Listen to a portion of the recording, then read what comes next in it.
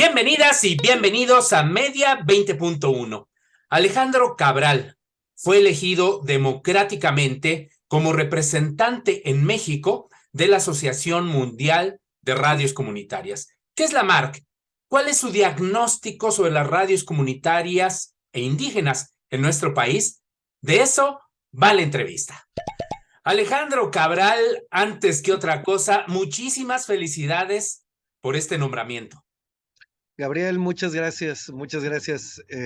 No sé si las felicidades se dan cuando lo que tiene uno encima es todo un reto por delante, pero sí la felicidad de que el apoyo de los compañeros, de las compañeras sobre todo, y sintiéndose acompañado, pues sí, se aceptan viniendo de ti además. Gracias. No. Bueno, tú tienes una gran experiencia, ahora sí como radialista comunitario. Tú impulsaste un proyecto muy importante allá en Hermosillo, que actualmente se llama Política y Rock and Roll Radio, pero que antes tuvo otro nombre. Así es, nosotros venimos de la lucha por la radiodifusión comunitaria. Tuvimos un noticiero, política y rock and roll noticias, dentro de un proyecto muy grande que fue Radio Bemba FM. Ahí en Radio Bemba estuvimos participando con el noticiero, tuvimos en algún momento una escisión de la misma radio, salimos y nos quedamos pensando qué hacíamos ahora que no teníamos voz y empezamos a hacer, pues, lo que hacemos siempre, expresarnos con distintos medios. Yo además soy artista escénico, entonces seguía haciendo mis obras y este tipo de cosas, pero siempre con la idea de cómo volvemos a la comunicación, cómo volvemos al micrófono. Estuvimos en espacios que nos abrieron compañeros, en ese exilio forzado no sabíamos cómo volver y dijimos, pues hagamos un medio. Hagamos otro medio que lleve el nombre que nos impulsó, que es política y rock and roll, y fue un momento muy difícil, porque fue un momento en que ya estábamos reconocidos a regañadientes por la ley, pero no éramos, no teníamos aún la posibilidad de tener concesiones, lo que teníamos eran permisos. Ingresamos nuestra solicitud de permiso con la Secretaría de Comunicaciones y Transportes, pero en ese momento ya estaban haciendo el IFT, estaba terminando la discusión para aprobar la Ley Federal de Radiotelecomunicaciones, y entonces nos tocó emprender toda esa lucha, incluso legislativa, por la inclusión de las radios comunitarias en nuestra Constitución, la cual ganamos afortunadamente. Y en el camino te platico esto porque nos tocó, por azares del destino, recibir el título como la primer concesión de uso social comunitaria en la historia de México, de tal manera que por ahí lo tenemos colgado ese título como el primero que existe de su tipo, porque has de recordar que cuando se aprueba la ley, se aprueba sin el reglamento que rige a las radios comunitarias. Nos tardamos todavía año y medio discutiendo cómo nos debíamos nombrar, cómo éramos, qué éramos. Claro, exactamente. Y como dices, una gran lucha que finalmente tuvo resultados muy positivos y ahora pues tenemos un crecimiento quizá no tan importante y ahora tú nos dirás de la radio comunitaria e indígena. Pero antes de que nos platiques sobre eso, querido Alejandro, dile por favor a nuestra audiencia qué es la AMARC. Mira, AMARC, sus siglas lo indican de alguna manera, es un movimiento de radios en común. Es la Asociación Mundial de Radios Comunitarias. Esta asociación mundial que nace en Canadá, o más bien se da en un encuentro en Canadá, no es que los canadienses hayan propuesto la radiodifusión comunitaria, sino los radiodifusores comunitarios del mundo deciden reunirse en algún momento y fundar la AMARC en Canadá, y de ahí tiene distintas ramificaciones o sedes que son las subregiones. Está para nosotros la región América Latina y el Caribe. Ahí es a donde pertenece a México, que México por sí mismo es una subregión por su importancia.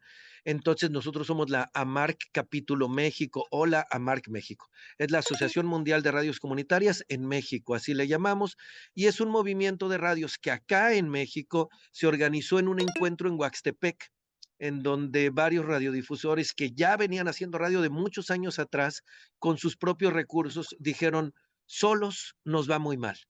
Unidos probablemente nos vaya mejor, ya hemos intercambiado experiencias, ahora vamos a reunirnos formalmente, vamos a reunirnos como un movimiento que luche por una radiodifusión comunitaria, por una radiodifusión indígena, que también es importantísima, en un bloque de manera importante. Y entonces así fue que nació la AMARC México, que es la parte de la historia que nos interesa realmente, aunque estamos ligados a la AMARC Mundial. Exactamente, y que tiene una presencia muy poderosa que incluso influye en políticas públicas o recomendaciones de políticas públicas a nivel mundial y también en cada uno de los países en los cuales tiene presencia. Y aquí en México, pues han logrado excelentes resultados en ese sentido, después, como lo has dicho, de innumerables batallas. Una muestra de esa batalla es, por ejemplo, lo que ha hecho la propia radiodifusora en la que tú estás. Así ¿Cuántas es. estaciones son las que forman parte actualmente de la AMARC, de todo el universo de lo que son las radios comunitarias e indígenas en México?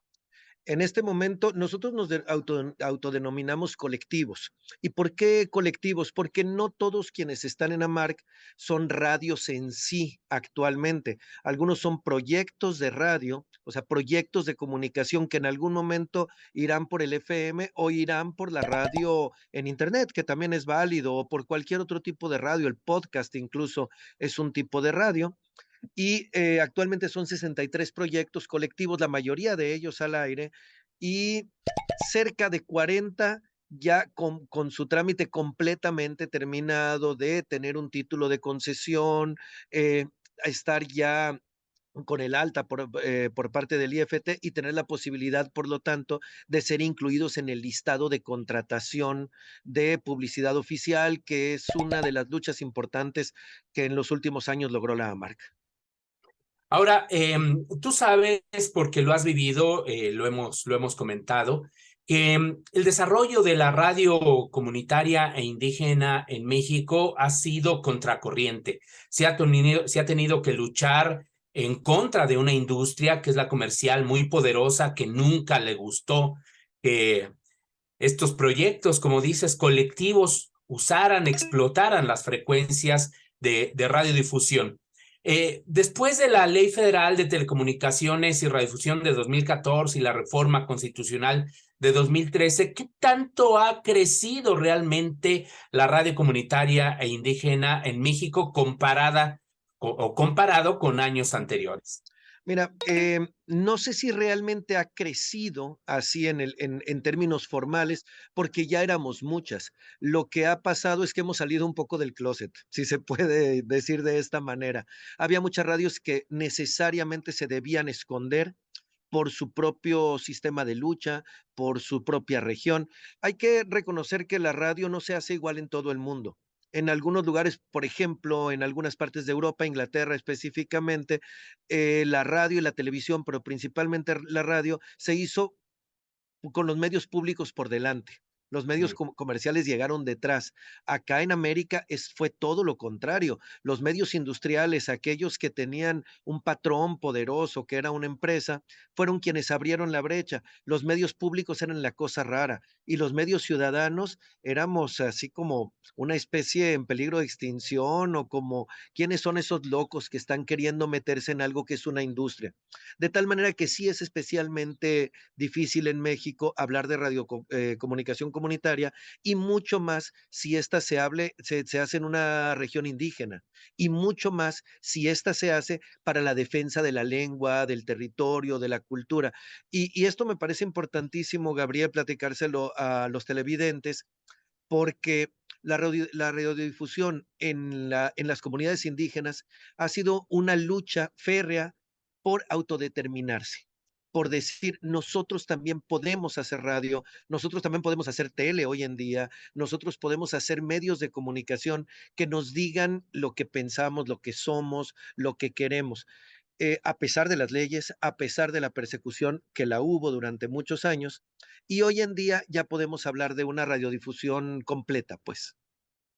Estamos hablando, según las propias cifras del Instituto Federal de Telecomunicaciones, Alejandro, que menos del 1% de todas las concesiones de radio en México son explotadas por los pueblos y comunidades indígenas, es decir, dentro de esta figura de la radiodifusión específicamente indígena, no necesariamente comunitaria, sino indígena. Y sí, hay un rubro muy importante que son estas concesiones de uso social, pero que no son ni comunitarias ni indígenas. Sí, que son las de uso público que todos conocemos, por ejemplo, aquí que estamos en TV UNAM, cada universidad también tiene su radio y pertenece al uso social. Exactamente, o la que tiene Ibero Radio, que es también una Ujú. concesión, en este caso de uso social específicamente.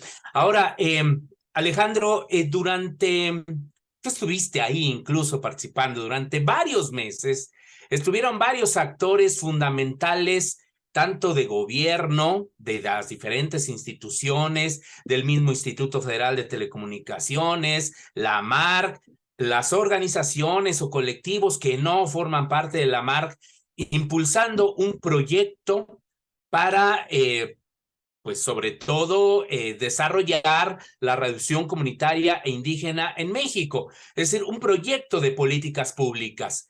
Y hay un documento que se presentó. ¿Qué pasó ahí, Alejandro? ¿Qué ha ocurrido desde entonces? Esto tengo entendido, pasó el año pasado. Así es, hay 2 momentos importantes en la historia reciente de Amarc.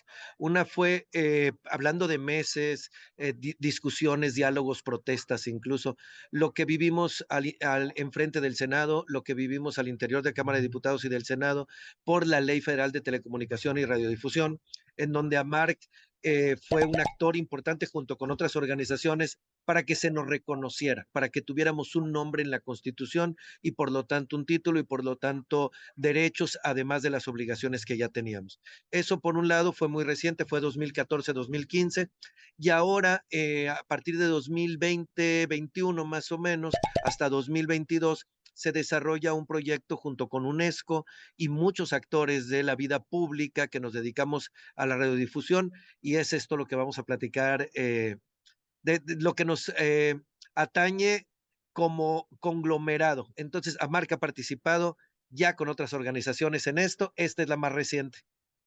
¿Y cuáles han sido justo los resultados, Alejandro? Porque pues yo veo El un primer documento resultado, muy sí, el bien primer resultado elaborado, como, pero sí, como bien lo señalas, es un documento que únicamente hasta el momento trata de las radios indígenas. Falta todavía todo lo demás. Hay una serie de exigencias, hay una serie de necesidades que todavía estamos apuntalando y que todavía estamos tocando la puerta.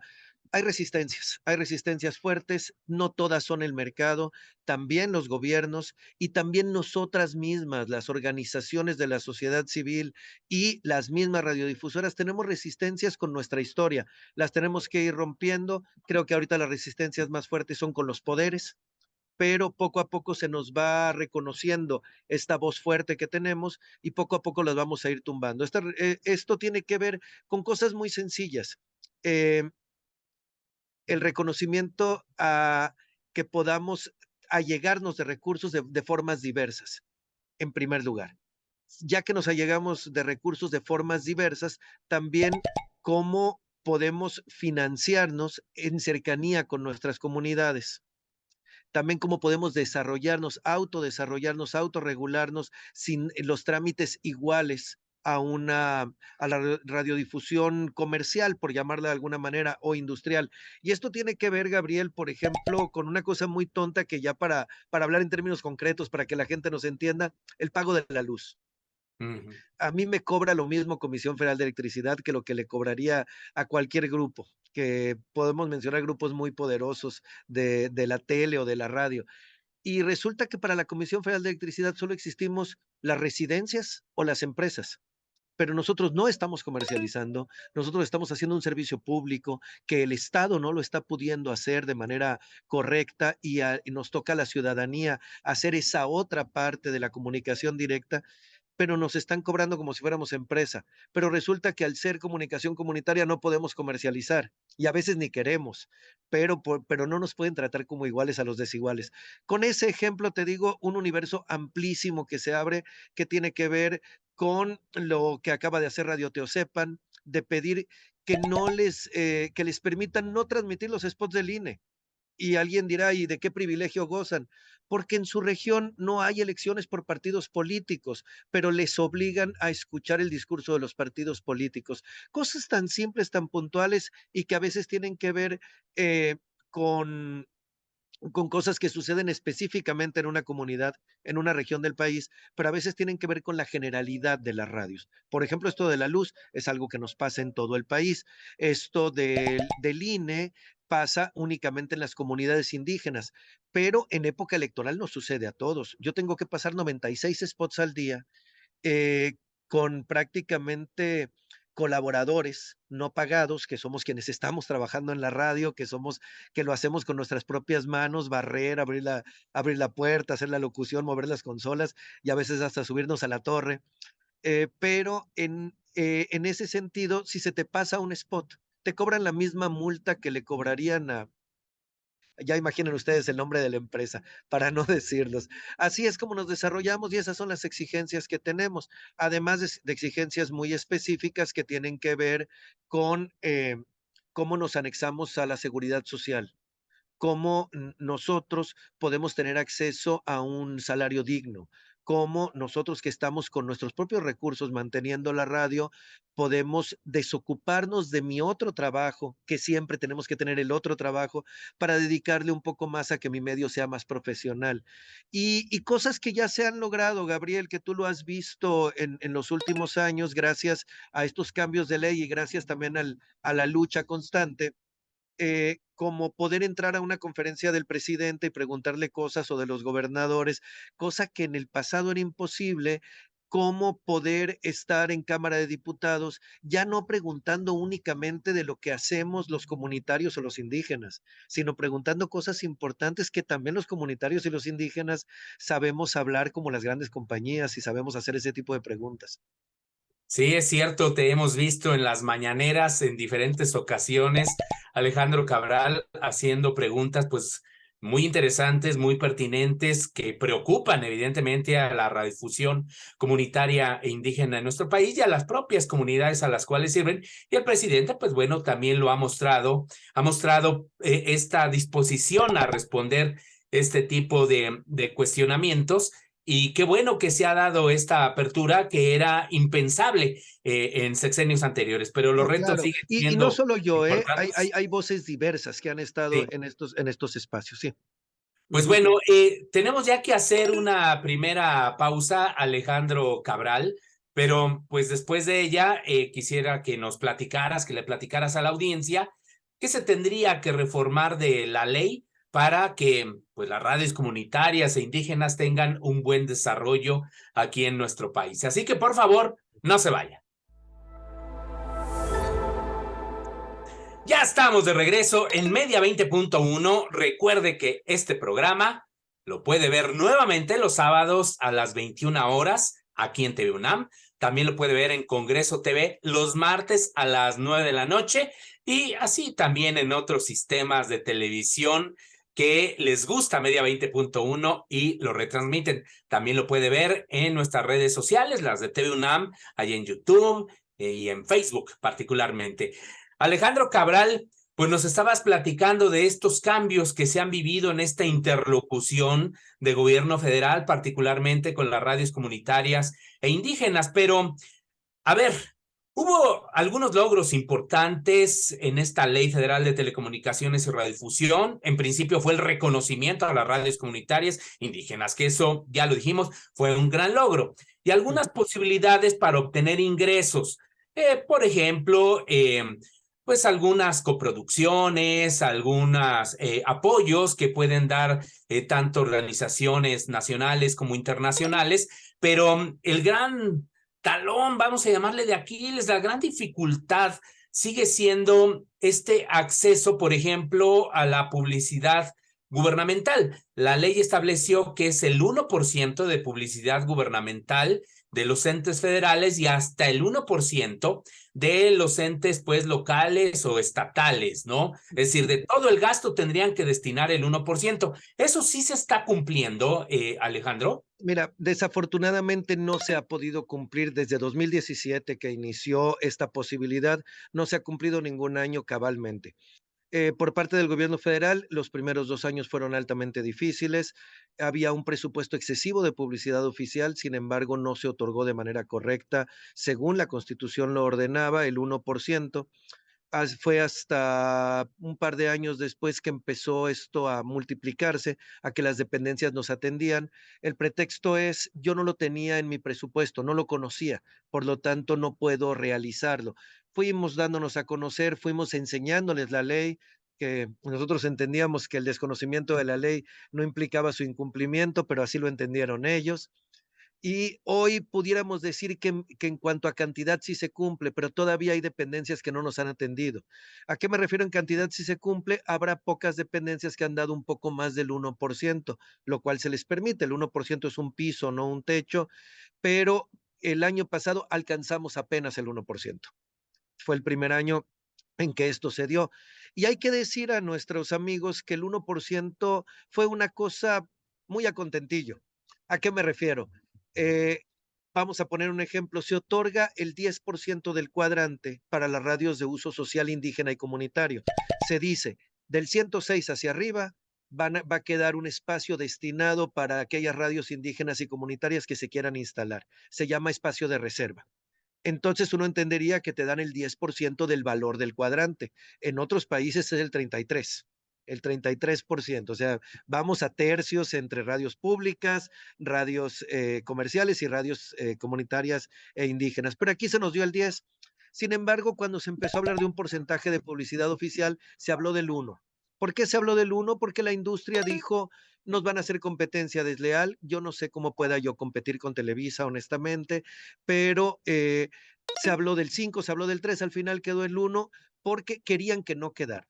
Querían que se nos impidiera la posibilidad de comercializar. No la tenemos. Yo no puedo ir con una empresa, así sea la Barrotes de la esquina, a comercializar. Lo que sí puedo es hacer patrocinios y menciones, siempre y cuando no pasen de tantos minutos al día, que son algo así como el 10% de los minutos que tienen las radios comerciales.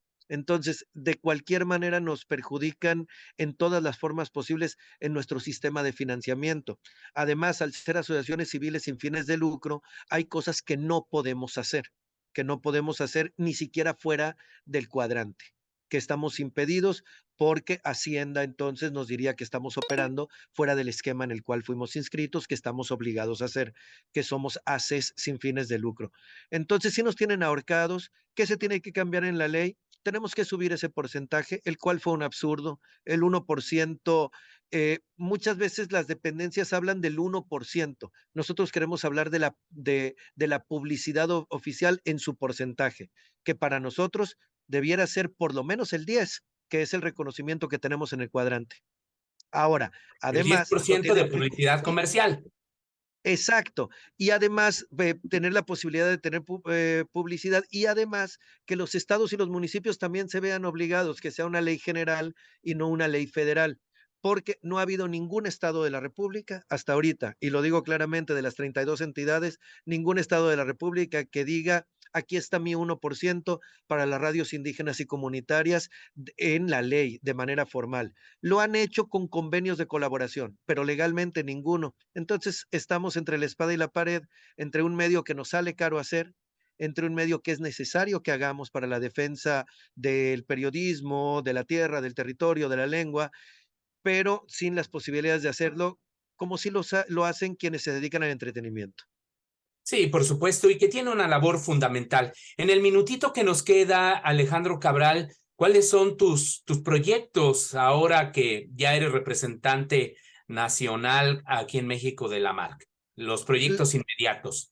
Que las radios comunitarias vuelvan a tener esa presencia fuerte, que ya la tienen en sus comunidades, que la tengamos a nivel nacional, que nos reconozcan y de eso te agradecemos muchísimo, Gabriel, que a través de la frecuencia de TV UNAM podamos estar dándonos a conocer. Si ustedes conocen una radio comunitaria, apóyenla. La radio es el medio de mayor proximidad. La radio es aquel medio que si lo escuchamos es porque estamos viendo la antena, prácticamente, estamos hablando con nuestros vecinos, entonces estamos hablando de las cosas que nos preocupan en lo inmediato. Ya somos importantes a nivel inmediato, queremos ser, que esa importancia se note a nivel nacional. Apoyemos, pues sí, efectivamente las radios comunitarias e indígenas son fundamentales para una comunicación directa con sus comunidades y, por supuesto, más allá, trabajan con fines sociales, culturales, bien lo decía Alejandro Cabral, de preservación de nuestras lenguas, son fundamentales en una nación como la nuestra. Pues muchísimas felicidades, Alejandro Cabral, por este nombramiento. Deseamos mucho éxito en tu gestión. Muchas gracias, Gabriel. Y escuchen Radio Comunitaria. Somos voces diversas, somos bien diferentes, pero a fin de cuentas todas somos honestas. Así es, y busque ahí en Google a Mark, se va a encontrar con, bueno, Un mundo. voces, sonidos, música maravillosas, únicas, ¿no? Así es, las radios indígenas, urbanas, rurales, las comunitarias y las públicas, búsquenlas. Siempre son aquellas voces que nos sacan de lo de siempre. Exactamente. Pues bueno, pues muchas gracias nuevamente, Alejandro Cabral, y muchísimas gracias a usted. Hasta la próxima semana.